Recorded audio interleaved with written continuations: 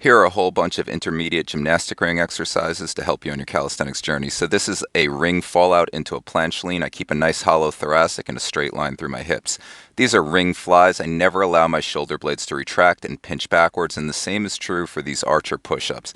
Again, I never, ever, ever allow my shoulder blades to pull backwards and pinch together. These are going to be straddle front lever archers.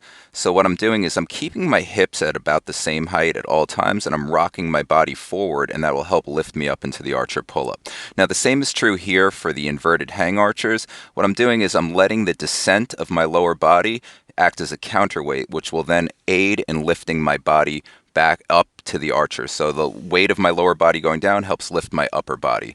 Now these are going to be skin the cat archers. So this is going to be the same as true. So the weight of my lower body is going to act as a counterweight to help me raise my upper body. But what I like most about this is, first of all, it's great for shoulder mobility.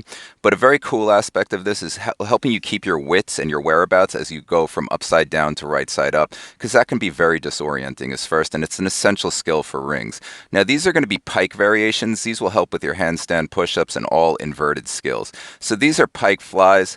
I'm trying to keep my elbows locked. I'm really leaning into the pits of my elbows and just trying to stay strong through the shoulders throughout. I'm always up on my tippy toes to make it as realistic as possible, and these are going to be pike archers.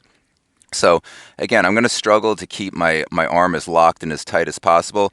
As you see here on my left arm, I have a little bit of an elbow bend. I have an elbow injury, so I can't lock it out straight. And I am going to lean a bit towards the bent arm. That will help with weight transference a bit. And these are just regular pike push-ups, just bringing my head down to the floor and staying up on my tippy toes throughout. These are challenging, and I highly recommend you start adding these into your calisthenics journey as an intermediate.